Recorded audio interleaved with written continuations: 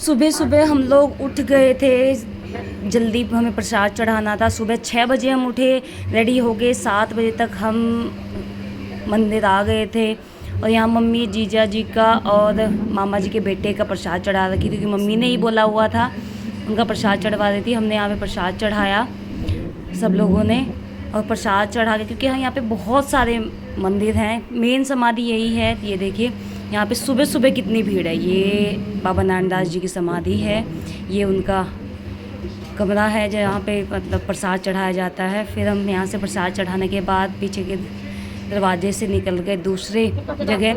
ये यहाँ पे हनुमान जी का मंदिर है, यहाँ पे प्रसाद चढ़ता है।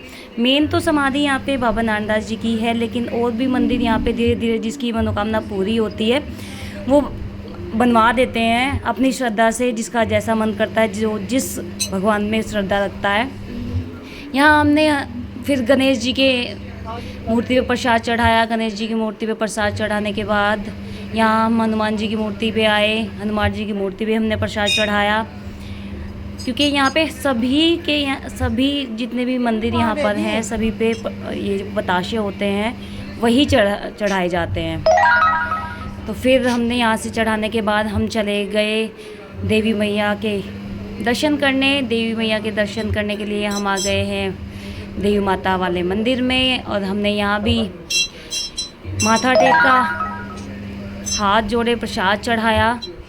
हमें जल्दी बहुत थी क्योंकि हमारी थी ट्रेन, लेकिन फिर भी हमें बहुत टाइम लगा क्योंकि बहुत सारे मंदिर हैं, तो धीरे धीरे सब पे प्रसाद चढ़ाते हैं, क्योंकि भीड़ इतनी रहती है। सुबह सुबह भी हम इतनी जल्दी आए थे, उसके बावजूद भी इतनी भीड़ थी कि पूछिए मत।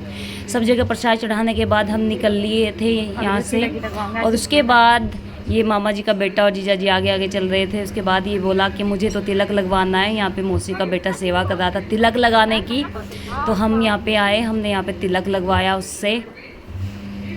और ये तिलक इतना टाइट था, पता नहीं किस उसका होता है कि उतरा ही नहीं बिल्कुल भी। फिर वहाँ से आने के बाद हमने की थोड़ी सी दान पत्र की सेवा। हमने अपनी योग्यता के हिसाब से कटवाई पर्ची, क्योंकि यहाँ सब लोग बैठे हुए, सब लोग पर्ची कटवाए थे अपनी अपनी श्रद्धा से, जिसका जितना योगदान रहता है वो उस हिसाब से चलता है। फिर हम निकल लेते वापस। और ये देखिए यहाँ पे ये इसमें इतने कमल खिलते हैं, ये इतना बड़ा है, इतने कमल इसमें खिले हुए थे कि पूछिए मत। बहुत गहरा है ये।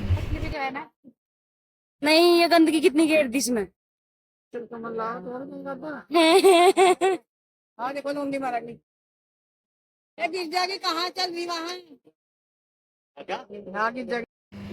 और फिर आ गए थे हम घर मम्मी ने बोला कि जाओ जल्दी, तुम्हारी सारी पैकिंग तो मैंने कर दी है, बैग तुम्हारा लगा दिया है, बाग में से अपने लिए ले आओ तोरी तोड़ के। और ये मेरी भतीजी कह रही थी मैं गिर जाऊंगी। इसको बड़ी ज़बरदस्ती हमने पिठोड़े पे चढ़ाया सीढ़ी लगा के वो तोड़ने के लिए। तोरियां काली, तो इसने यहाँ से ढूंढ के तोरियां तोड़ी। थोड़ी सी तोरी नहीं है, ये काली तोरियां ही है। इसका 2 पेट निकल रहे हैं। वो देख चोटी पे, बिल्कुल चोटी पे। हाँ बिल्कुल चोटी पे देख, कुछ निकल गया ना। मेरी चोटी निकल, कुछ नहीं निकलता इन पे, मतलब ऐसा हो रही है जैसे पता नहीं क्या निकल जाएगा, घुग्गड़। तेरा खतरनाक निकल सका। तो अपने आप को देख लो बस।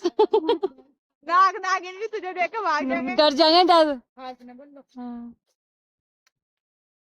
बस अपने आप को देख ले, और देख आसपास पत्ते हटा के। कलर भी तोरी की खुशबू आ रही है ना। दूसरे को आवे है, अपने को नहीं आती इसमें से। चलो आजा फटाफट। अब मैं बनाऊंगी ब्लॉग, अब दीदी लेकर जा रही थी।